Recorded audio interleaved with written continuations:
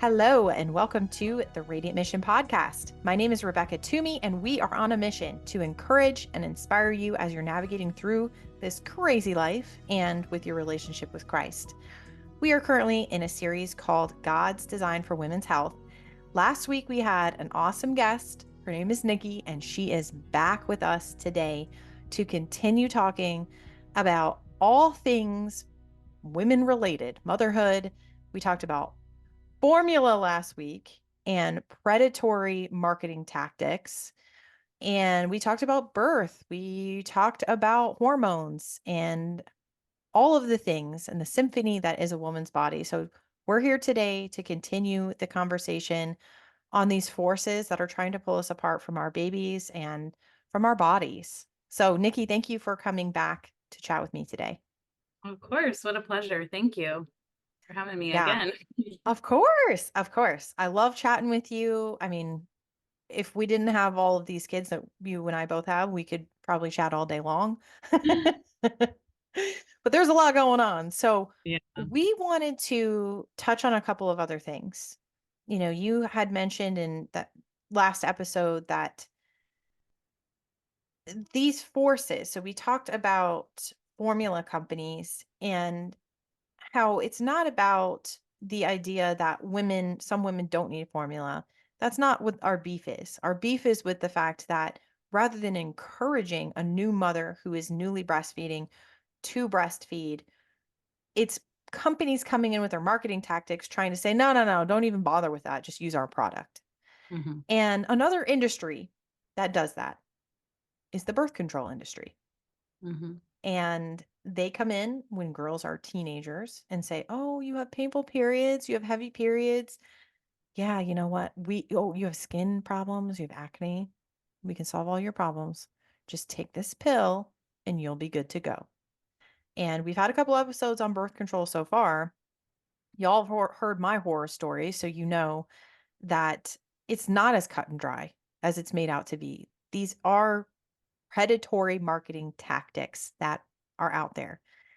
Nicki has a very interesting experience to me because she never fell into this scam of you need to do this to fix your problem. She didn't take hormonal birth control. So I'd love it if you could share with our guests a little bit of your backstory and why didn't their marketing work on you, Nicki?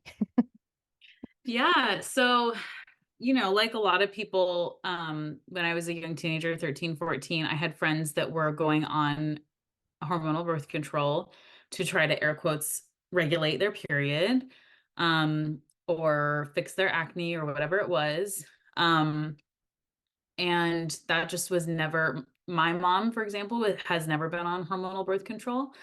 And so that was just never part of our response to those types of challenges. Or you don't want to get pregnant, you go on hormonal birth control. Like that just was not part of the conversation. Um, and so I think that maybe if she had had a history of it, she might have been more willing to put me on it or Hmm. something like that. But Hmm. yeah, I think that because it wasn't part of her life, it wasn't an option for me. Hmm. And I guess luckily I didn't struggle with a lot of the things that teenager girls struggle with in terms of their cycles. Um, but I also, we don't use contraception in our marriage. So and I was, a virgin when we got married. So it's just never been part of our life. Like I've never bought birth control. I've never been on birth control. It's just not, not something we're doing Good in for our life. you. Okay. You're Yeah. such a beautiful example for young women out there about just doing things the way that the Lord intended us to do things, right? From not taking birth control to waiting until you're married to open Yeah. womb practice. I'd love for you to encourage some of our listeners. Maybe they're in this phase themselves, or maybe they're moms of daughters. You know, Yeah. tell us more about just the beauty in these experiences that you've had and why they're so special. Yeah. Yeah. I think a key component of it, my mom has always been really interested in sharing about the female reproductive system. So I can remember being like a really small child and her like walking me through a woman's cycle and like, yeah, what I would explain to my kids now is like, because I'm sure every woman has experienced being on her cycle and like sharing the bathroom with her toddler, and her toddler's like, why is there blood, in Mm-hmm. your Mm-hmm. underwear or whatever? And just saying, my womb made a home for a baby, but there's no baby this time. So we were getting rid of it. We're going to take our decorations down, and then we're going to put up new decorations for if there's another baby. So yeah, I just remember her like explaining really clearly, that your cycle is, she's because she was having kids in the 90s. It's a little bit dated in the idea of 28 days and on day 14, but I mean that's true for some, so it's fine to use it as an example. But yeah, it was like in the middle of the month, your body releases an egg and it's either fertilized or not, and then you have your cycle. And like, she wasn't as articulate or aware of what we understand now about the importance of things like progesterone, and that the hormones that are cycling throughout your body during your cycle are very important to your overall health. Um, Lisa Hendrickson Jack is a women's health coach and author, and she calls your menstrual cycle your fifth vital sign. So you can look at how your menstrual cycle operates to Mm-hmm. know how you're doing overall in your body. And that painful periods are not just something you have to live with, and it's not just your curse, Eve's curse as a woman. Mm-hmm. Like, it's a sign your body's talking to you about what it needs. And so yeah, my mom was always really open about it, and there was never any shame around having your cycle, which I think is, you know going through these initiations as young women. When we get our cycle, our menarche, um we don't have these rites of passage. How many women do we know who their mom discovered that they had started their cycles as 10, 11, 12-year-old girls, and just like left pads on her pillow, Mm-hmm. and that's her rite of passage into being a woman. Like, that communicates everything she needs to know about how she should view her cycle. Is Mm-hmm. it's not talked about, it's nothing special. Put this in your underwear and move on. Like, this is how we view our cycle as Mm-hmm. women. Mm-hmm. Especially, the Tampax commercials with girls in the swimming pool and girls in white. And there's no need to take a beat and slow down when you're on your cycle. Just plug it up. Like, these are the messages that we're moving into mothering or into Mm-hmm. womanhood with. Mm-hmm. And we're really, really being told in all of these really subliminal, covert ways how we are to relate to our bodies, Mm-hmm. um, and to ourselves and our cycles and our blood. Like, we're told in all of these ways that your blood is not important, that it's even scary or disgusting. Um, and why do you even need a period if you don't want to get pregnant? And like, all of these Mm-hmm. messages, that we're just kind of like saturated in our culture. So I was able to escape a lot of that. I remember listening to like these discs. There's this, I forget what her title is. She works in like the marriage and family department at a university, or I think is her job. But I remember listening to like this audio lecture that she had done on women's health, and like how the pill specifically, and other forms of hormonal birth control mess with your body. And Mm-hmm. she used the example of like the t-shirt test, which I don't know if you're familiar with that one. Yeah, tell us more about that. Yeah, Also, that was, I have to just stop you for a second. I love that you said these discs, like meaning CDs or yeah, DVDs or something, yeah, yeah. kids in the next generation don't even know what that is, like our I cassette know. tapes, you know? I trying to describe to my son what a vinyl record was, which I'm sure for a 90s baby feels like old tech. But yeah, so it was like the audio of a lecture, that this woman had Sure, done, they sure. put on the Yeah. CD. But yeah, so The t-shirt the test. t-shirt test, yeah. So they had taken, loosely, the concept was they had taken groups of women who had been on the pill and groups of women who had not, a group of women who'd been on the pill and a group of women who had not been on the pill. And they had men wear a t-shirt for a day, and then the women in both groups would smell the t-shirts and like rate how attractive they thought that man would be. Mm. And the women in the birth control group were picking men that like ranked lower on the evolutionary ladder. So they were like skinnier, kind of maybe the soy boy type, or like not the super masculine man. And then Whoa. what they were observing was that being on the pill actually changes the type of men that you're attracted to. This is fascinating. So Rachel and I had talked about this concept of pheromones and us being losing the ability to be attracted to the correct type of pheromone, or not correct, but basically you could be with someone and be on birth control and not actually be attracted to their true pheromones because you're not catching that when you're on Right. birth control. I didn't know about the t-shirt test. That's interesting. Yeah. Yeah. And in the lecture, she talks about, these women are on birth control, they start dating this guy, they go off birth control, maybe to have a baby with him and realize I am not into this at all. Which is of course terribly tragic, of That's course, if kind you're of but scary, it right? is like I immediately thought of a family member who has been on hormonal birth control in different forms and the type of men that she's attracted to, which of course sounds terribly judgmental, but um yeah, it was just really interesting. So that was part of, what she was talking about in the lecture, was how much birth control changes your physiology as a woman.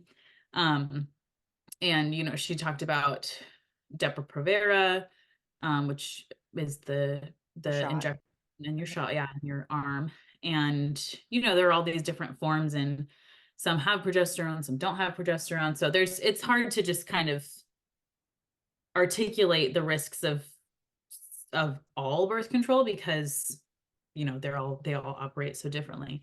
Mhm. Um, but it's in general the ones that are like shutting off your cycle, um, or at least, with the pill, there's you bleed monthly, but it's not actually your cycle because you're not ovulating. It's the Yeah. withdrawal bleed. So there's all these kind of differences with an IUD. You get one every 3 months or whatever. Like they all Mhm. just, but it's fundamentally changing the physiology of your menstrual cycle. Yeah. So Absolutely.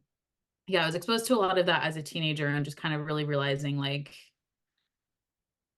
that it's not optimal for women, Mm. and that fertility awareness, when practiced properly, does require more discipline, if you want it to. And like that's kind of the beauty of fertility awareness, is that for most women, because they're not preventing for health reasons, um it's also okay if that month, maybe you're practicing a little more loosely and it's a little spontaneous. And that's kind of the beauty of it, is that there's nothing to like undo with Mhm. fertility awareness. Like that cycle, that day, that night, you decide Yep. maybe we don't avoid.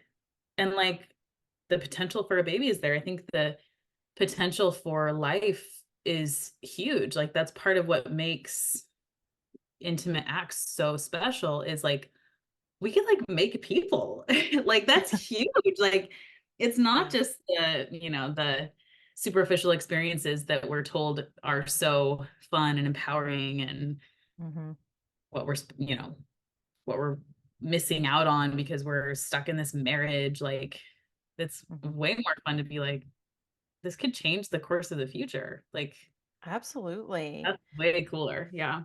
Absolutely. I totally agree with you, and I don't think that this is something that we talk about much at all. I don't know that I've ever heard a conversation that I've come across anyway where we talk about the intimacy that is involved with choosing to have a baby.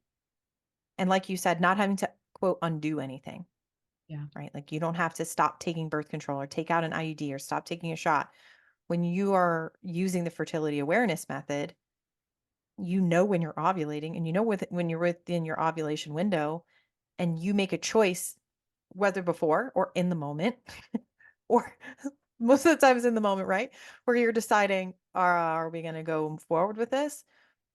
There is a next level intimacy that comes with that. To Yeah. say in the moment, like we're going into this, hey, I'm in my window, and then be like, no, not this month, but then be like, but maybe. Yeah. And then to make that decision, the times that you do to say, yeah, we're open for business here. I mean, it is honestly the most beautiful thing. Gosh, I hope my parents aren't listening to this episode. It's the most beautiful thing, though. It truly brings you the closest that you could possibly ever be to your spouse Yeah. in those moments. It's beautiful. Yeah. And to be able to have that and not have it be this I'm trying Right. mentality that I think that we can get into when we are users of birth control and those types of things where it's like you stop and now let's try. And Right. it can be very forced for a lot of people. I mean, I've talked to so many women that they're literally just trying to force the pregnancy, meaning, okay, on this day we're scheduling and we're going to do this. Whether it's enjoyable for the two of us or not is irrelevant. We're just, Right. versus we're intimate tonight. We're having night fellowship and we're choosing not to abstain this time. Yeah. It's such a different, I don't know how to explain it. It's a different mind shift though, right? Yeah. Yeah. And even when you're not abstaining, when that's not part of your practice as a couple, when instead you're using a barrier or something, like loving your spouse literally without a barrier, chemical or material, is huge. Like Oh that. yeah. And Yep. that's how it's designed to be. Like, which might feel very confronting for, one of the listeners if they're still actively using contraceptives, but like loving without that reservation, without you can have me, but not my fertility. You can't Mm, have that. mm, That does something to your marriage. That does something to your heart to say you can mhm, have all of me, but not the part of me that would be reproduced. Like, mhm. I want you, but I don't want another little teeny tiny version of you. like, Yeah. like Yeah. it's really profound to be like, there is no barrier ever. hmm It is. And like Totally. we're either together or, because there's no sin in abstaining, of course. And we, can have each other's hearts that night instead. But like that's just there's just something so different about hmm and for my husband and me, like never having experienced a night with a barrier between us. Like hmm it's just really, really special. Yeah. And yeah, what you said about, trying, air quotes, trying, that now because you've gone off birth control, it's like birth control is the default. And now since you've shut that off, it's like, well, come on, hmm instead of, yeah, instead of just, Kind of well, allowing let's, it to happen, right? Like yeah, allowing yeah, it in God's time, you're allowing it versus control. Like, right, I'm going to control this. That's why it's called birth control. You're right, controlling or trying to at least. Rachel and I emphasized the difference between the two when we did the episode on birth control versus fertility awareness. That difference in the words, control and awareness. yeah, Control one is you are superseding over everything trying to manage, and the other awareness is literally just being aware of what's going on and you can make the choice at the end of the day. There's a choice there, but you're not focused on the control aspect so much, typically, anyway. I mean, yeah, maybe many women are using FAM to control when they want to have a baby or when to open the floodgates and when to keep them closed. It's okay, but at least you're aware of what's going on right, with your body. right. And yeah, women use fertility awareness to achieve pregnancy too, or to just be in tune with their cycle even when they're abstinent, like even when they're Mm-hmm. single, like it's Mm-hmm. not just in order to avoid getting pregnant. And it's with this caveat that if, dates are off or if a miracle occurs, like we understand that a baby will come of this. That's kind of the pain of women who or couples who have been contracepting and then a pregnancy happens, it feels very destabilizing and very like, whoa, we were not ready for this, whereas a couple who is loving each other without any reservation, even on days that they think are in the clear to avoid pregnancy, it's always with this understanding that a pregnancy could still occur. And it's like, Yeah. okay, yeah, still down for that, Yeah. Yeah, definitely. I think something too that you become aware of when you're practicing fertility awareness method versus birth control is that we don't have control at the end of Right. the day. Right. I've experienced two miscarriages, and interestingly, both of them occurred when we were kind of practicing this open womb thing, right? Where we're like, whatever happens, happens.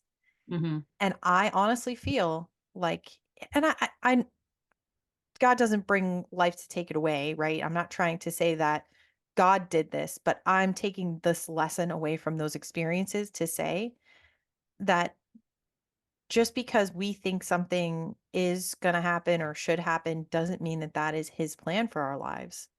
And so for me to say, okay, we're going to open womb this, and I'm opening my womb, and then a baby tries to form but doesn't, that's my body being wise and being protective for whatever the situation might have been at that time. One of the Hmm. times I got pregnant, I was 3 months postpartum. I can pretty much tell you that was my body protecting itself, saying, you are not ready for another pregnancy right now. Hmm. Mentally, maybe I was, but physically, my body knew that it wasn't ready yet, right? Hmm. So I think that that's one of the things that we have to kind of let go of as women is to try to control the situation all the time and try to say, well, now I'm ready. So it means Right. that it's time. It doesn't always mean that.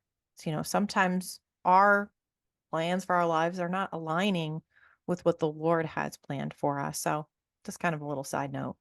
Hmm. Yeah, absolutely. And, whether you're looking to achieve pregnancy or avoid pregnancy, or you're not, in a time in your life where pregnancy is even an option, um, regardless of any of those circumstances, like silencing the cycles that God created within your body is not going to serve you spiritually Yeah. or physically. Like it's not, Mhm. that's just in my, yeah, worldview, just not part of what he wants, for us. Yeah. Not part of the solution. Well, there's a post that I want us to chat about. And I think you know what I'm talking about. So we've been talking all about birth control in this series. We had a couple episodes on this. We're talking about it again today. And funny enough, wouldn't you know, the Washington Post comes out with all this nonsense. And I'm just going to read a couple of things from this post. This is on Instagram. It's a picture of some containers of birth control pills. And it says search for birth control on TikTok or Instagram, and a cascade of misleading videos vilifying hormonal contraception appears. Young women blaming weight gain and depression on the pill. Right wing commentators claiming that some birth control can lead to infertility. Many social media influencers recommend, quote, natural alternatives such as timing sex to menstrual cycles, a less effective birth control method that doctors warn could result in unwanted pregnancies in a country where abortion is banned or restricted in nearly half of the states.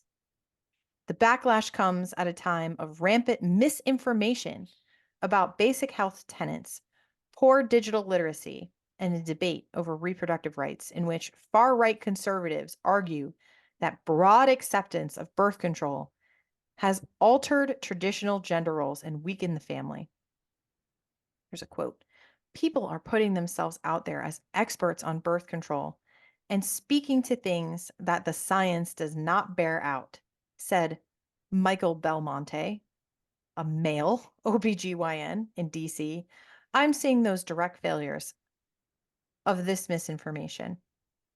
Nicole Bendayan, who has amassed more than 1 million followers on Instagram and TikTok, shared on social media that she stopped using hormonal birth control because she was concerned about weight gain, low libido, and intermittent bleeding, which she had assumed were side effects.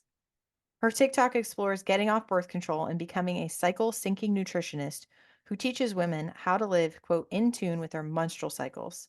And then this is Washington Post still. I mean, I'm reading it the whole time, but I'm just Yeah, yeah. emphasizing that this is what they're saying. She charges hundreds of dollars for a virtual program that includes analysis of blood panel. The 29-year-old is not a licensed medical specialist. In recent years, an entire industry has popped up around regulating hormones that experts say is often a cash grab. Yeah, that's the cash grab. There's no proven science that the hormone balancing regimes pushed by some social media influencers, such as Bendayan, work. Okay, end reading. I stopped reading Oh, this now, guys. This is like the biggest slap in the face to every woman. First of all, their post is misinformation. Go right, read any insert on right. any birth control, and the side effects are on there. Depression, low libido. I mean, it goes on and on and on and on. Yeah. And so this is what we're up against, right? We're over here talking about we're two women that are having our own experiences living life. And when we speak up about our experiences and other women's experiences, we're squashed down and told that we're extremists. We're put into a political box too, which is nonsense because this has nothing to do with politics. This has everything to do with our bodies and bodily autonomy. And instead, why is this being done though? Who funds the Washington Post, right? Like who are the people behind it? There's got to be a tie to pharma somehow, right? This is so intentional to continue the promotion of these BS products. But I think the thing that you and I find the most encouraging by this is the comments on this post. Mm-hmm. Women popped up and are like, this is trash. Mm-hmm. And all these horrible things happen to me. Because I love when pharma companies like to say that side effects are rare. They're not rare. Look at the But thousands of women that commented. right. And like talk to any woman who's been on hormonal birth control. Yep. And one of the slides, because I mean, it was just like one statement after the other, just like complete nonsense. But So the, nonsense. the one that was, she had low libido and depression and weight gain, I think were the three, Hmm. that she's assuming are side effects. And it's like, yeah, those are listed side effects that she probably didn't deal with prior to or since stopping, her birth control. Like, Hmm. we're not stupid, but they believe we are and they want us to believe we are. And it's Yep. just, I mean, it was like another expression of it when women were experiencing cycle irregularity and miscarriages from the COVID vaccine. Hmm. And people, and they were gaslit to no end, and told that's not possible and you must be lying, you're making it up with this post. And of course, it's just propaganda because it's an election year and they just want to frame anybody who went off their birth control because it was harming them as this right wing extremist who wants to ban abortions and how dare they.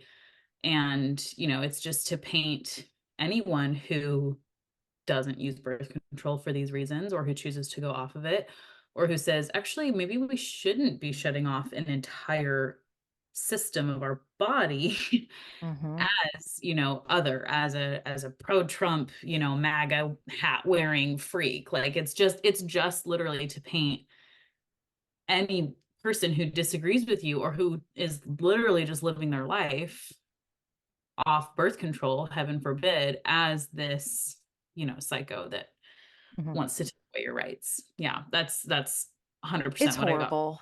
Yeah. Yeah, it's horrible too. If for those listening, if you haven't listened to episodes 83 and 84, we share our stories about birth control. And one of those, Nikki, that I don't think you've heard is I had the Mirena IUD, Mm. and it's one of the biggest regrets of my life. It literally made me suicidal. I've never had any issues with depression or suicide, and it caused me to fantasize about killing myself. I was having suicidal ideation. And when I went to have it removed, the male doctor said to me, "Oh, you don't need to have this taken out. You just need to go to a therapist and get on antidepressants." That is what we're up against. And that's why I'm talking about this, because don't listen to these predatory news outlets that are funded by pharmaceutical companies to come out and say this and gaslight women. Listen to women and women's stories like mine, who was gaslit by the doctor that I went to get this thing out. And guess what? I got it out and I never ever had another thought like that ever again. So it 100% was because of it. And I did call the manufacturer, by the way, and report my symptoms, but most women don't. Yeah. And that's the problem right now is it kind of it goes back to vaccines too. And this whole idea of listen to mothers, because the media will come out and say, like, these crazy moms. No, listen to the mothers because they're the ones that are observing their children. They're the Right. ones that are with their babies morning till they go to bed, not a physician who's going to see them Right. for the quote well visits, which are just opportunities to give more jabs. Those mothers know what's up with their children. So listen to the moms. Don't listen to the companies selling you products. Right. Or the Yeah, people who sell for the companies, like doctors. Yeah. exactly. Because really, they're Yeah. just reps. They're just company Right. reps, right? Right. They're Yeah. benefiting from it. Always, and this is, I think, what we want to get across. Question everything. Hmm. Question why. Who stands to gain something from this product? Who Hmm. stands to gain? Because I'll tell you what, you and I don't have anything to gain. We have no financial compensation for promoting breastfeeding. We have no financial compensation for promoting not taking birth control and using fertility awareness method. Yeah, maybe we might say, go buy someone's book, but that those people that wrote these books are not, they don't even know who we are. Yeah, We're and just, it's like a $30 book. It's not right? it's not, yeah, like a lifetime of hormonal contraceptives. Yeah. Exactly. We have nothing to gain. We are sharing with listeners because we want to help you guys or you ladies, to not go through all this pain and experience health problems and fall into shambles over companies that have sold you a lie, Hmm. essentially. Hmm. So I hope that this is helpful for those listening. I'm sure it is.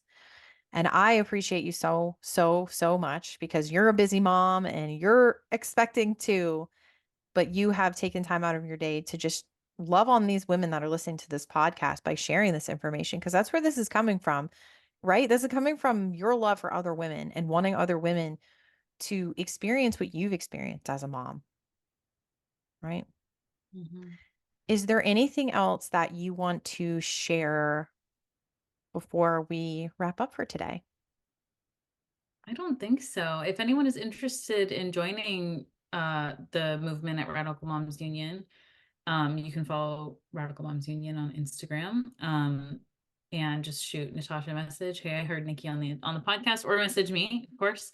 And we'll connect you. And we're making a move again for a campaign in August because despite hundreds of women tagging them and using the hashtag, and we've been on several platforms, and we haven't stopped posting about it. Um, Bobby hasn't replied to us in any way, and so I guess Mm, until we, get some kind of a response, because all our call to action, because it was on the post with the nurse in, it was a picture of us breastfeeding, and then on the second slide, this open letter calling for them to stop their predatory marketing and to stop blaming breastfeeding for things like postpartum depression, and like stop trashing breastfeeding in order to sell your product. And there's just been no response whatsoever. And even I know this is kind of like a little bit of a tangent, but the leader, Natasha, actually crashed a meeting, a Zoom meeting about this. with the COO, I guess is her title, and like went on during the meeting when there were a bunch of other people on there and was like, you've completely ignored these women who you say you value women's stories, and here are these women with their stories, and we're demanding that you stop, and you've not answered us in any way. And there was no reply. So we aren't giving up. We aren't going anywhere. So please join us if you'd like to. We'd be thrilled to have you. Um, Awesome. and yeah, thank you so much Good. for having me. Of course. And I want to remind women too, there's other alternatives out there besides formula anyway. If for Yeah. some reason you had to supplement, there's mamas out there with an oversupply that would be happy to fill your freezer. I know my sister has taken advantage of that herself in certain times in her breastfeeding journey. I recommend join local different mom groups and ask the question. I see it all the time in my local mom group where moms are looking for breast milk for whatever reason. I myself have donated my own milk to a mom who was asking, who had gone through a traumatic birth experience herself, and her baby was in the NICU, born super early. So make that ask. Don't give some of these predatory companies your money.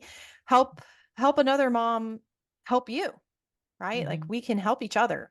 We're here, even though this world is disconnected in the sense that we are talking to each other through media, social media, and through the internet. Let's use it for good instead of for bad. And we can use it for good to connect to each other in these sorts of ways. I know it's hard. We don't always have a circle that's close to us, but we can build our circle. So that's my encouragement to you.